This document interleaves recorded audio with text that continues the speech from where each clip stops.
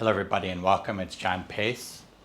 I got quite a few requests from my viewers asking me to discuss my workflow and in particular how I get my colors and my clips, and we will be discussing that in a future video, I'm thinking in the next few days. But one topic that seldom gets discussed on YouTube is backing up your libraries, projects, and events.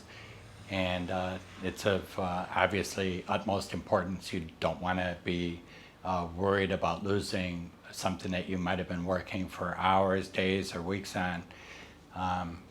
So the app that we're talking about is called Backups for Final Cut Pro, and it's available in the App Store, the Apple App Store. So let's go ahead and look at this app and see how it works, see if it's right for you.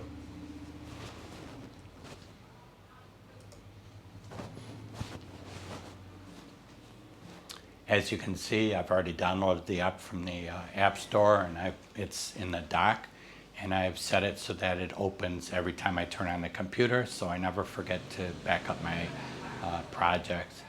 And this is the control panel. Whenever you start a new project, you want to go in, you want to give it a title.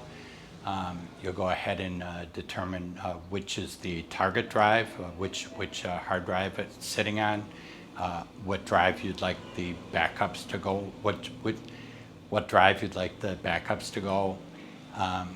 And you can also decide whether to just back up events and projects or also media. I always back up the media as well, because if you don't, when you restore you may be missing, you may have to relink all the audio files and things like that, which is going to be very time consuming and stressful.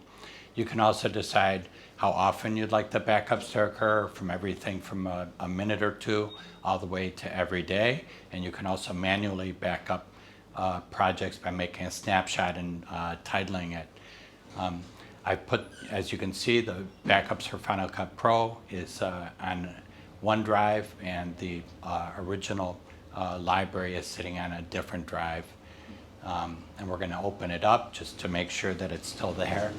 Okay, so we can see in the media pane that all the audio files and the clips are there, the projects and everything. Thank goodness for that. And on the timeline as well, everything seems to be okay. So we're going to go ahead and quit Final Cut Pro. All right, now we've quit Final Cut Pro. And what we're going to do now is we're going to go ahead and trash the libraries on the original drive as though the media was corrupted or lost or something like that.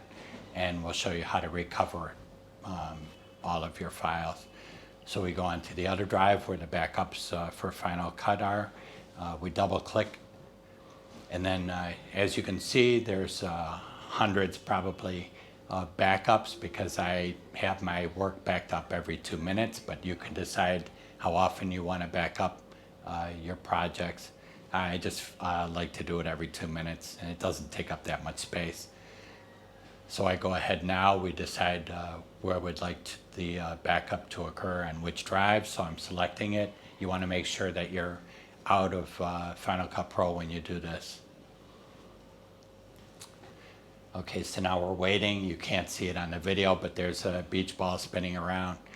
It's taking a second for it to go ahead and do the backup. Okay, now it's done, and I think we have about 1 gigabyte of material here.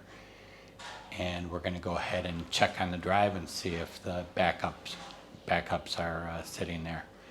So we open up the drive, and there it is. We have the Final Cut Pro, or bundle, or whatever it's called.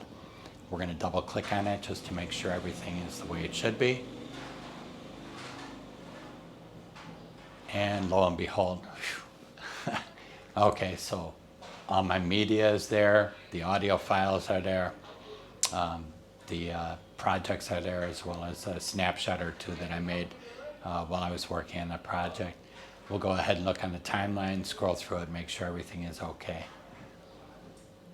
Okay, everything is there. We've got a lot of stuff. We've got a audio track, we've got some titles, a bunch of different stuff. Okay, so everything is in order. Okay, now we're going to quit Final Cut Pro.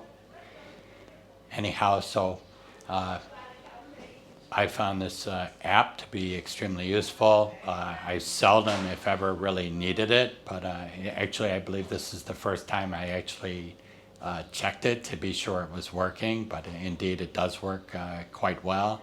It gives you a lot of customizability from being able to back up your projects from 1 minute on through a day.